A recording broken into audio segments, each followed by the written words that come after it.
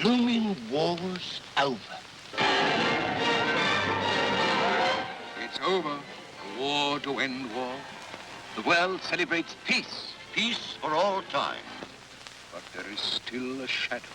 The unheeding world neglects the first signs. But little by little the shadow grows. One man alone, Has dared to forge anew the dreadful forces of destruction. and unleash them.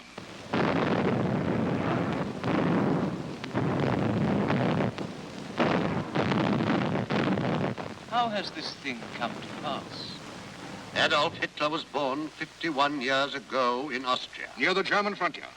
He is still very young when his father died. In early life, he is sickly. But by the time he goes to school, he's sturdy enough. Just like any other schoolboy. Who could imagine that young Adolf at 7 Would have developed into this 25 years later. At the age of 19, without waiting to get his diploma, he leaves school and takes the entrance examination for the Academy of Painting in Vienna. he failed? He returns home to find his mother seriously ill. Death soon takes her. Adolf Hitler is left alone, friendless, and without means. At the age of 20, he finds himself among the pitiful army of the unemployed. He tries his hand at art again. He paints watercolors which friends try to sell for him in the cafes of Vienna. Not successfully.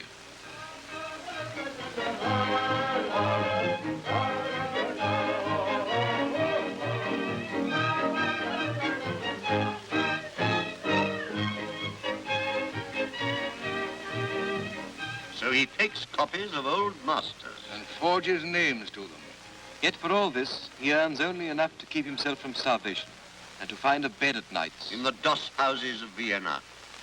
He's 25 years old, this Austrian. When Kaiser Wilhelm II of Germany decrees the war of 1914, The Kaiser promises, I shall lead you to an era of wonders.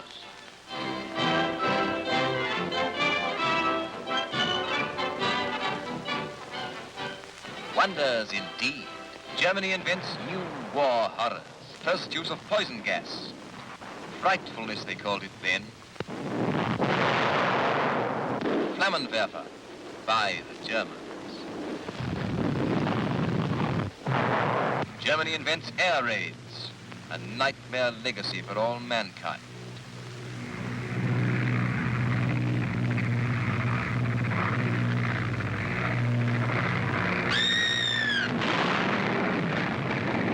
The Lusitania, 1,200 men, women, and children drowned. Spurlos versunken, sinking without trace. Another German invention.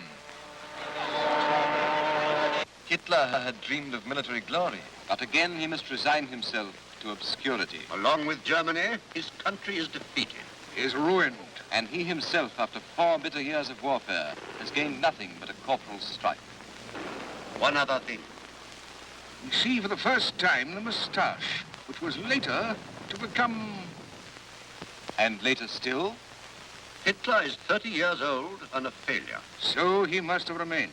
but the ex-Kaiser's era of wonders has turned out to be an age of grinding poverty and chaos. And it is this situation that gives Adolf Hitler his chance at last. To avoid their just payments, appropriate punishment for their crime against humanity in 1914. The Germans resort to inflation. Money melts like snow. In 1920, the dollar is worth about 10 marks. In 1921, 100 marks. In 1922, 1,000 In marks. the spring of 1923, 100,000 marks. And in the same year, millions and millions of marks, until we reach the astronomical figure of 4 billion marks to the dollar. Inflation cheats the Allies, but it also brings ruin to Germany. The moral fiber of the whole nation is sapped. Evil soil, but fertile soil. For the coming sowing of the seeds of Nazism. Hitler has by now become a secret agent. In other words, a spy. In the service of the Reichswehr. Hitler has been entrusted with the task of watching the activities of a new political party, the German Workers' Party in Munich. And while still in the pay of the army, he first joins and then takes the leadership of a very organization he was paid to spy upon. He changes the title to the National Socialist German Workers' Party. Which is speedily contracted to that word of dire meaning, Nazi. In 1923, the wretchedness and discontent of the people are at their worst. It is on November the 9th that Hitler and his associates, including the famous General Ludendorff, decide that the moment has come for them to make a bid for power. They are so sure of success that they draw up in advance the proclamation that their provisional government will make to the people after their coup d'etat. But the coup d'etat failed. The Nazi ranks waver and break. On the eve of the rising, Hitler had sworn to do or die. I have bullets in my revolver for my comrades and one for myself.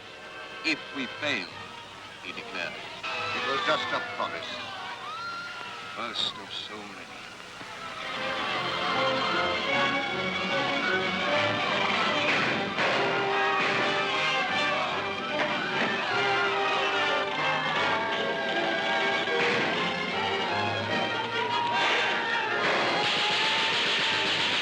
He failed, but he did not kill himself.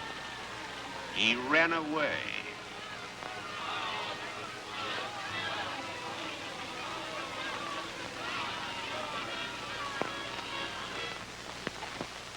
But he is caught and put on trial.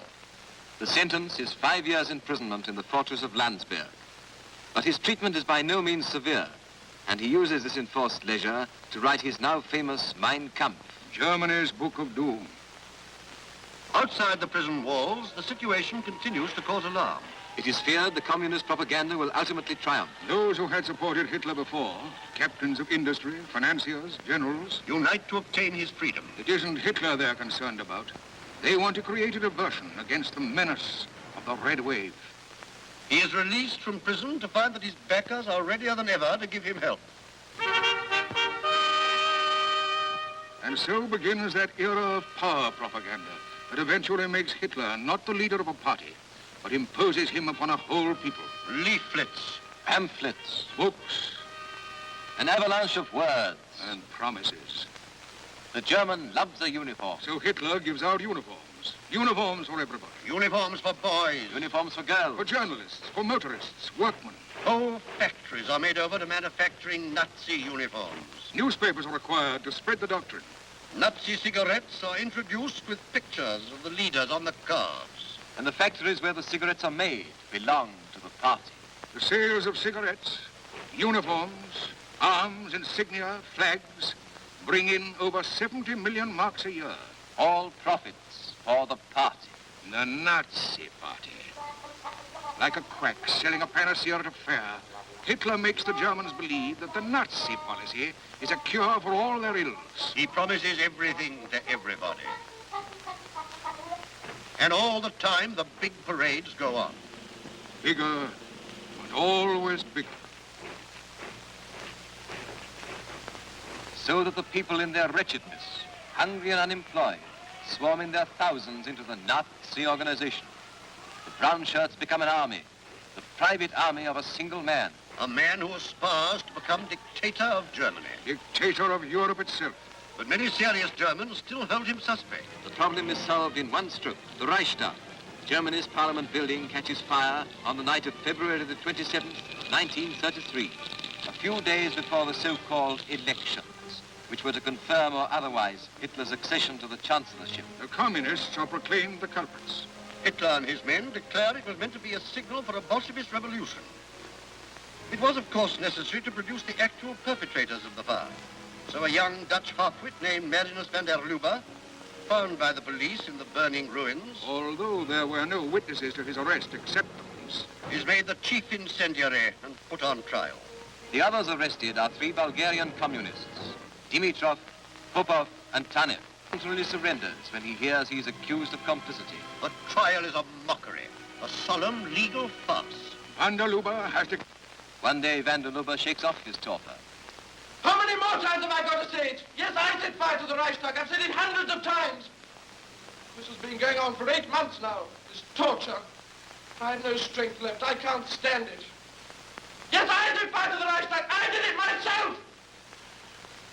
Now sentence me and leave me in peace. Van der Lubbe is condemned to be beheaded. The others, except Torgler, are set free. So Hitler is confirmed as chancellor. He announces his policy. To the workmen, more wages. The employers, no strikes. To the small shopkeepers, legislation against the big stores. To mothers and children, protection against child labor. Promises.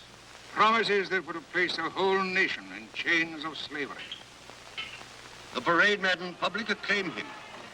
Ovation succeeds ovation, but his megalomania is still not satisfied.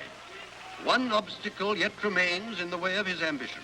Hindenburg is President of the Republic, and it must not be forgotten that Germany is a republic. The old Marshal is a legendary figure of the Great War, a national hero, a national idol still, and behind him is the German army. As yet untouched by the taint of Nazism. But Hindenburg is old, very old, and Hitler knows he cannot live much longer. So he decides to become president too, and thus sole ruler of Germany. Then to remilitarize the nation on a scale never before known to mankind. First, however, he must deal with trouble in his own ranks. He hears of plotting. Hindenburg names General von Schleicher as his successor. Hindenburg has no love for Hitler. He despises him as a gas bag. General von Schleicher and Captain Ernst Röhm, swashbuckler and perverts, joined together in a strange alliance to overthrow Hitler. Hitler acts as always, instantly and without mercy. General Goering is given the task of cleaning up Berlin, and his first target is the man who stands between his chief and the final fulfillment of his ambition.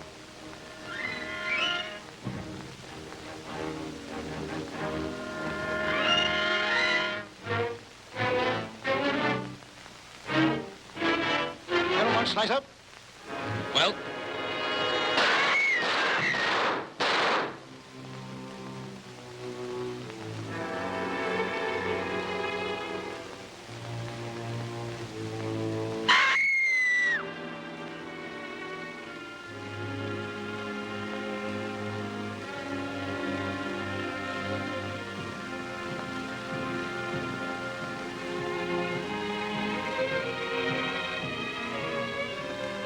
You've seen nothing, you've heard nothing. If not,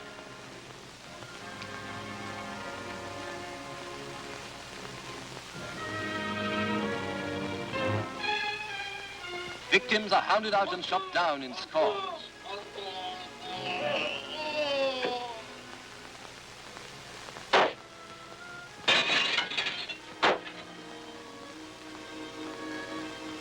Some are told that their arrest was a mistake. They are freed.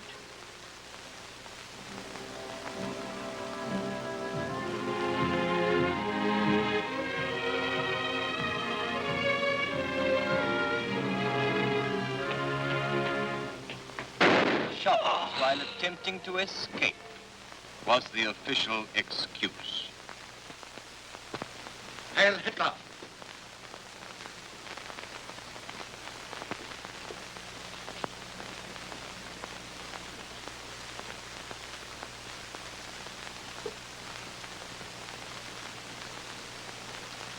Hitler sends me that. yes, he hasn't forgotten you were once his friend. It's very nice of him. He wants to save you the fate usually reserved for traitors. He doesn't like to think of stormtroopers walking around boasting of having shot the great Captain Rome. You mean he wants me to commit suicide? Well, I won't take it. I won't make it easy for him by committing suicide. You can tell him he'll have to murder me, too. He'll have to finish the job himself to make it thoroughly worthy of him. I don't want his mercy. I want a dozen bullets in my guts, like my friends. I'd advise you to think it over.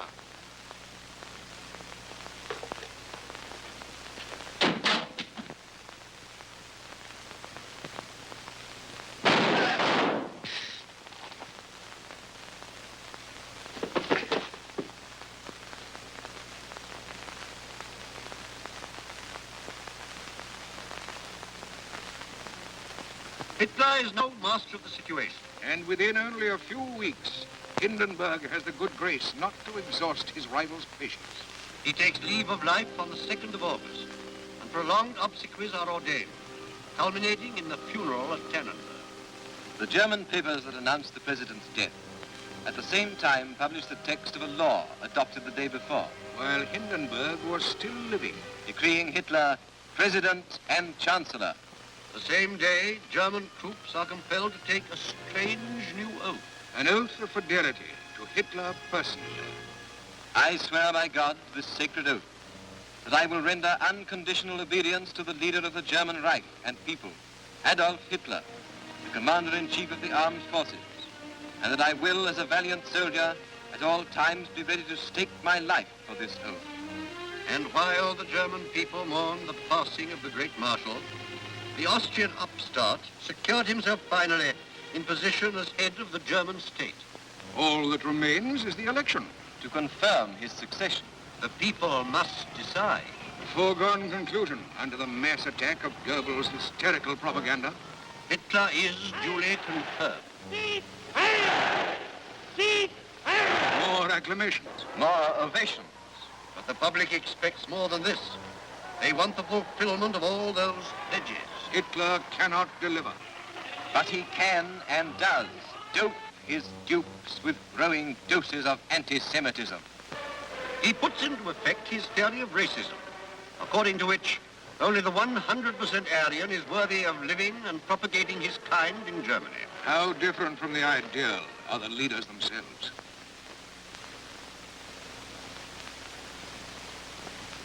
Hitler, thinking far ahead, sets out to capture the youth of Germany. But Hitler, who has made racism the foundation of National Socialism, cannot be sure that he himself is a true Aryan. His father was the natural son of a young woman named Schicklgruber, and he nearly came to bear that name himself. Could he have become the master of Germany if that had been the case? Instead of Heil Hitler, imagine the Nazi salute, accompanied by the ridiculous chant, Heil Schicklgruber! But as it happened, an old man, Johann Georg Hitler, at the age of 84, acknowledged as his son Adolf Hitler's father, the illegitimate Alois Schicklgruber, at that time 39 years old. Was old Johann Georg Hitler really the man to whom Maria Anna Schicklgruber, the farm girl, had surrendered 40 years previously? Famous men, if they are Jews, are forced to flee their country. 3 Nobel Prize winners. Einstein, James Frank.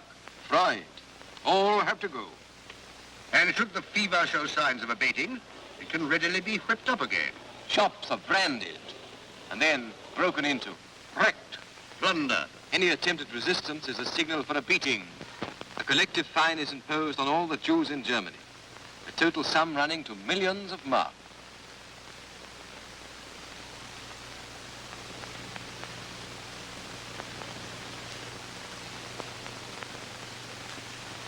Those who resist go to the dreaded Dachau concentration camp, where 100 die in the first 5 weeks. But in any case, the money is collected.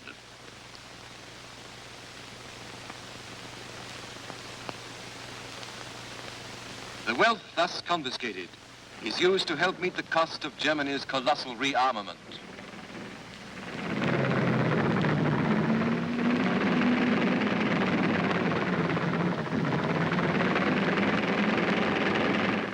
Not all the money is used in this way. Some goes to line the pockets of Nazi leaders.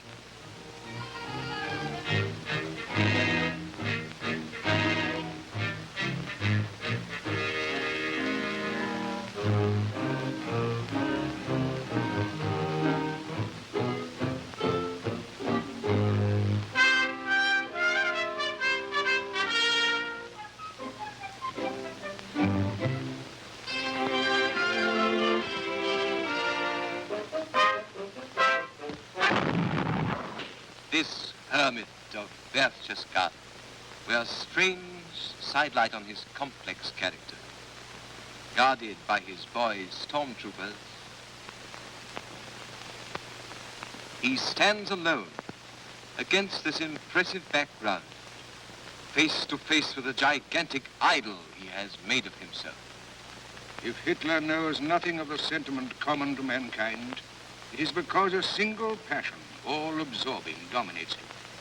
He wants to be not only the greatest, the most powerful, but the only master.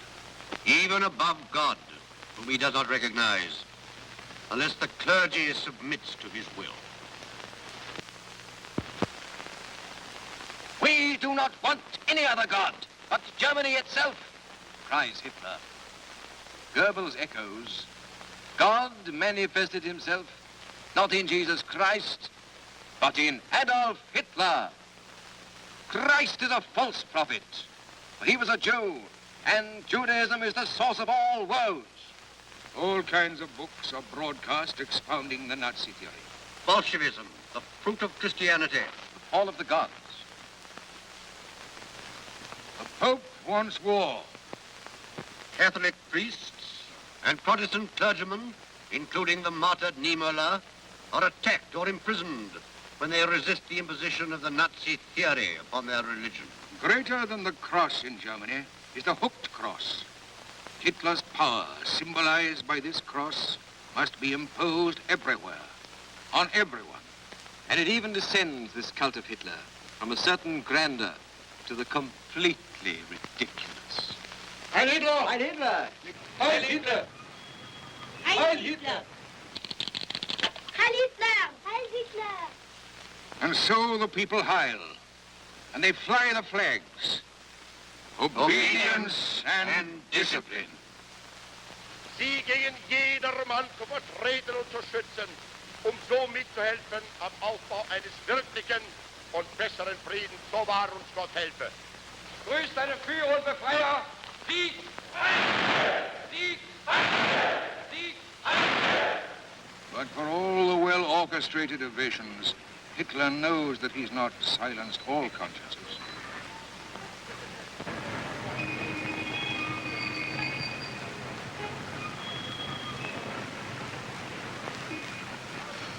There are still those who would like to reach behind this living wall of machine-made enthusiasm. The only news that they get in their newspapers is Nazi news. And it is forbidden to listen in to foreign radio. The Nazis try to create a Germany of just one opinion, one point of view. The human mind in quarantine. Punishment for listening in to foreign countries is severe. In the final resort, the penalty is death. The German newspapers themselves have announced sentences for this crime of penal servitude ranging from 3.5 to 5 years. Crime of wanting to hear the truth.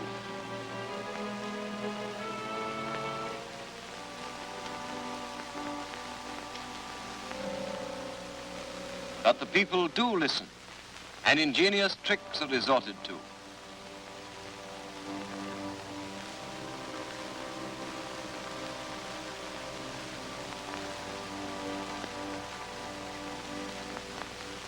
Still parades, and more parade. With Hitler now apparently assuming the role of a Nazi Nero.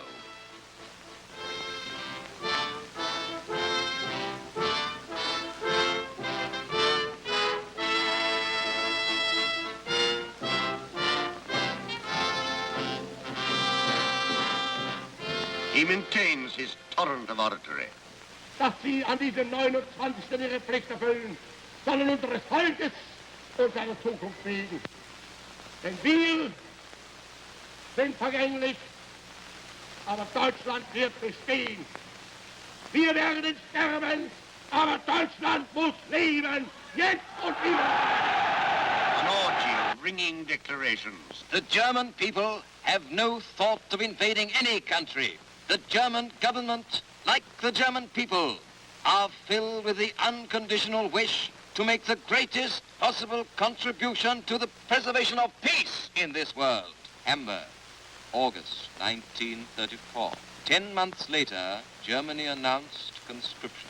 We want to be a peace-loving element among the nation. We cannot repeat that often enough. The first and best principle in our government's program is that we shall not lie.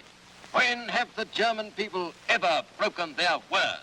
This is the man who solemnly promised to respect the Versailles Treaty and the Locarno Pact. On March the 7th, 1936, German troops occupied the demilitarized zone of the Rhineland in violation of those treaties. May 1935. Germany neither intends nor wishes to interfere in the international affairs of Austria, to annex Austria, or to conclude an Anschluss. 5 months later, the Germans instigate riots in Vienna. And on July the 25th, they decide upon the murder of Chancellor Dollfuss, who opposes the Anschluss. The Nazis masquerade in the uniforms of the regular Austrian army, seize the broadcasting station, and announce falsely that the Dollfuss ministry has resigned and that Rintelin, a pro-Hitler Austrian minister, has taken his place. Meantime, other Nazis have invaded the chancellor and shot down Dollfuss. He is carried into an office and placed on a settee. And for nearly 4 hours, he lies bleeding to death, deprived of any help whatsoever. There ensues one of the strangest, most poignant dramas of the days before the war.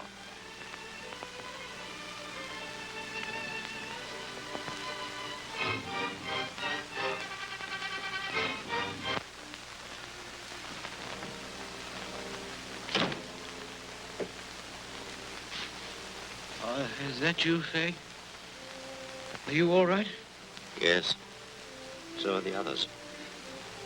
Well, I am going to die, and I just want you to look after my wife and children.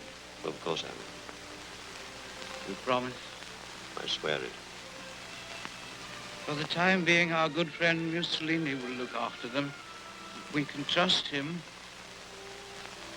Chancellor, I allowed Major Fay to come here so that you could speak to him on serious matters. The first and most important thing for you to do is to order the army to make no move against us. Send for a priest. Chancellor, you shall have a priest on conditions. Yes? Give immediate orders that Rintelin shall be placed at the head of the government and that the army shall take no action against us. I only want peace. No blood must be shed on my account. But Schuschnigg is the man to form a new government. I tell you, the man we insist upon having is Rintelin. The one man for Austria is Schuschnigg. Dollfuss dies without yield. The Nazi attempt fails. Austria remains Austria. For the time being. An immense throng attends the state funeral of the little chancellor, and Cardinal Initza, Archbishop of Vienna, declares, He endured the death throes of our Lord, surrounded by enemies.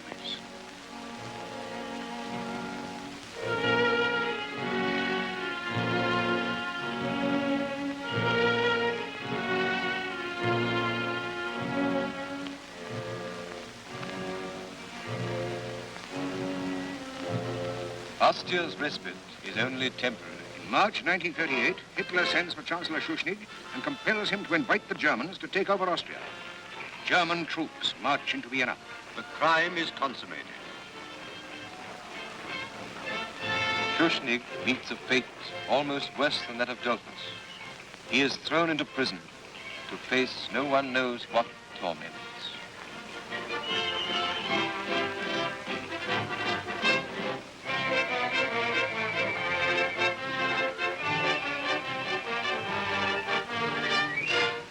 Cardinal Initza sees his palace invaded and sacked by a fanatical mob of Hitler youth.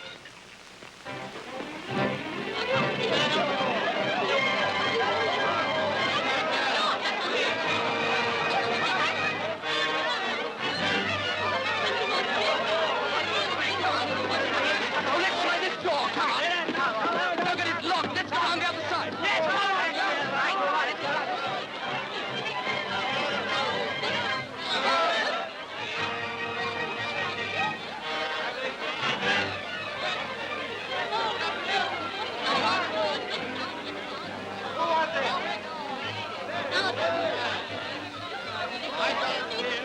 Hello, police. Hello, police.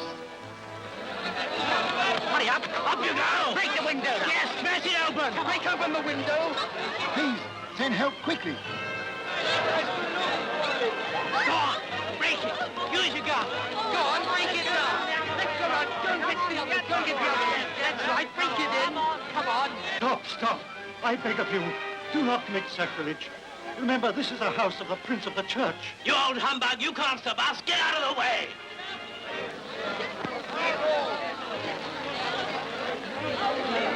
Come on!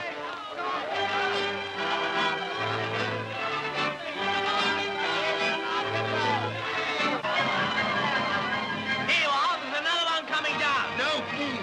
They are precious treasures of the church. Get out of the way. If he won't let it go, send him down with it.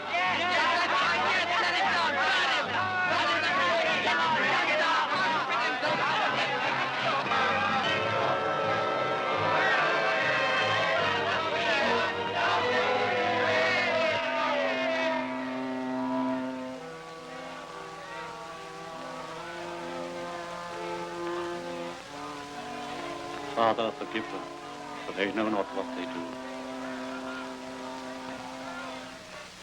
The pace of events intensifies. After the Austrian, the Sudetenland crisis. War seems inevitable.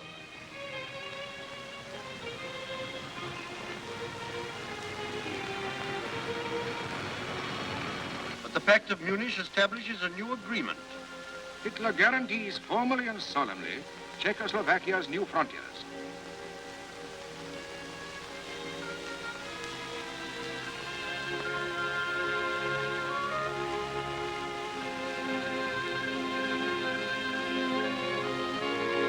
Czechoslovakia, faithful to her undertaking, relinquishes the Sudetenland territory to the troops of the Reich.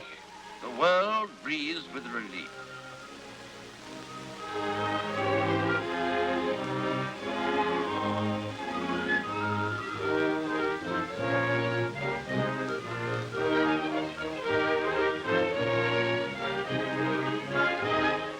And on the 26th of September, 1938, Hitler says of the Sudetenland, This territorial claim is the last I have to make in Europe. I have assured Mr. Chamberlain, and I repeat now, that when the Sudeten problem is settled, Germany will not raise any more territorial questions in Europe.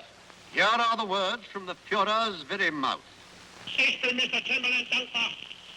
Ich habe dem versichert, ich habe weiter versichert und ich wiederhole Sie, dass wenn dieses Problem gelöst ist für Deutschland, es kein territoriales Problem in Europa within gibt. 6 months, the promise is broken. Czechoslovakia ceases to exist, and German troops enter Prague.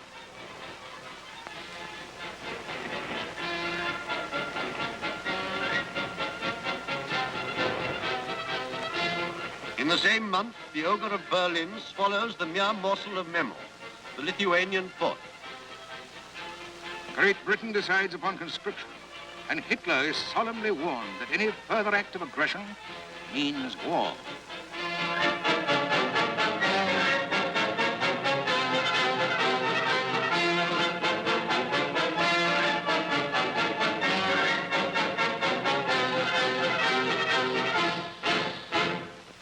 The sands are running out, and August 1939 brings the most cynical stroke of all. 4 years before, Hitler had declared, Between Germany and Russia, there is a gulf that can never be bridged.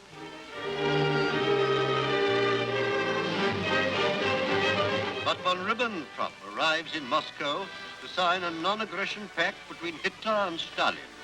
the astonishment aroused throughout the world is soon tinged with irony. So paradoxical is this new friendship between the two dictators. Current cartoons hit off the situation. I've changed my emblem a little just to please you. There's nothing new under the sun. Hitler and Stalin disguised as Frederick II and Catherine the Great. Germany is no less astonished than the rest of the world. Especially the older people who are unable to understand such a fantastic somersault. But Hitler has always concentrated on youth. The young people are his. Caught up in their earliest years in the great Nazi machine. They think as Hitler wishes them to think. They will do only what Hitler wishes them to do. Their fanatical belief in their leader transcends all other consideration. Even family ties.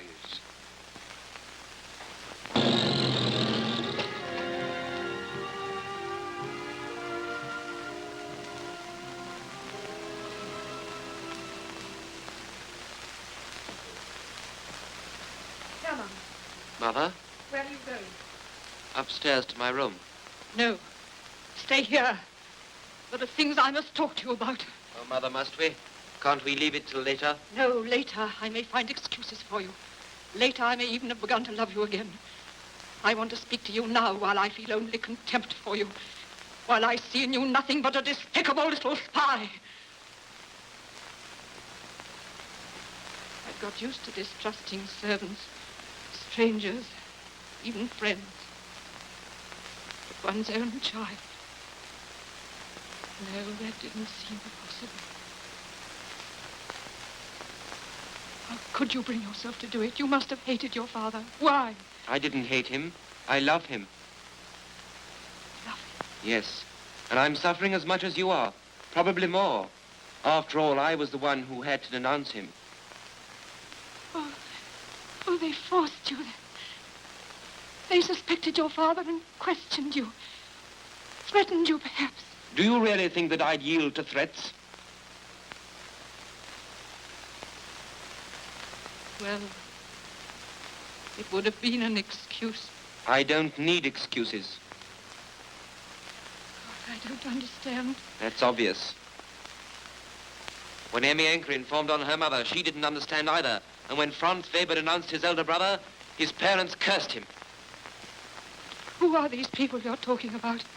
My comrades of the Hitler Youth.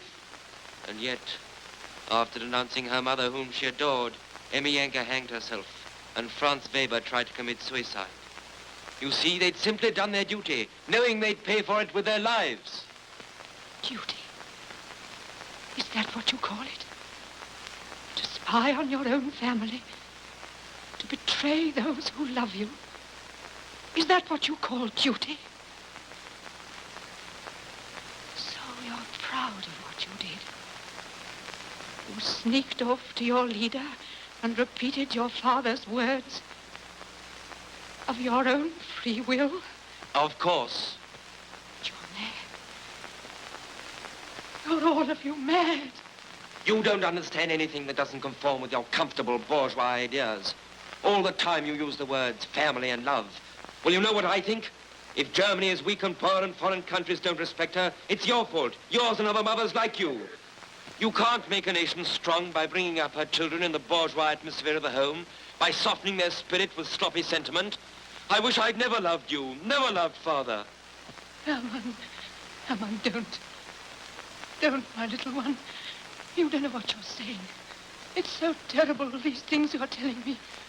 It's horrible. Love is within the reach of any mere animal. The only sentiment that truly ennobles man is the spirit of sacrifice. Our Führers taught us that. That is why I despise your tales and why I'm proud of myself. I suppose that when I think of my father, I shall suffer sometimes. But I haven't any remorse. I know that I have no duties to anything but Germany, and I only live to serve her.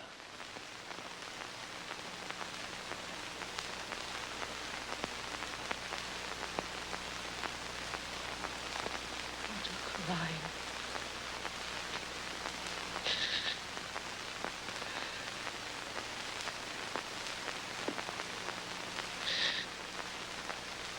What a crime.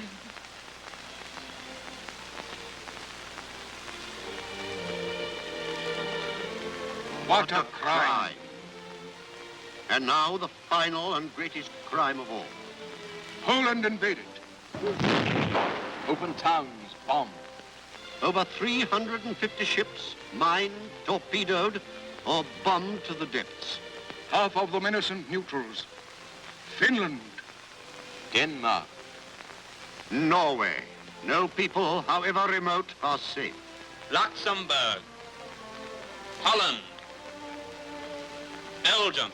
Security vanishes from Europe. And still another crime. France, too, is laid in ruins and devoured by the word dogs of Europe.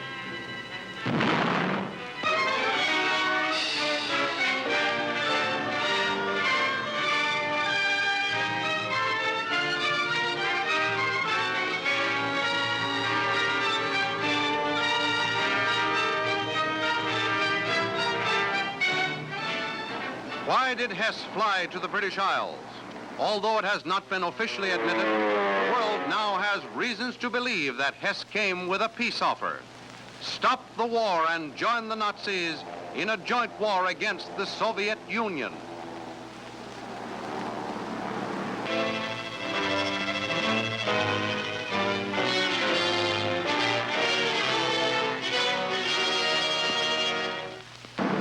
Hitler faced another winter of war and starvation.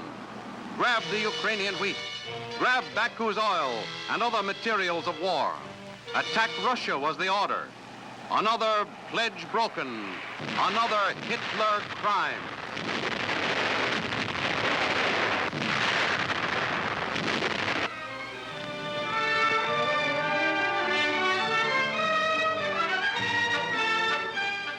Eastward, westward, where to next? Will this man be the master of your destiny? America answers no.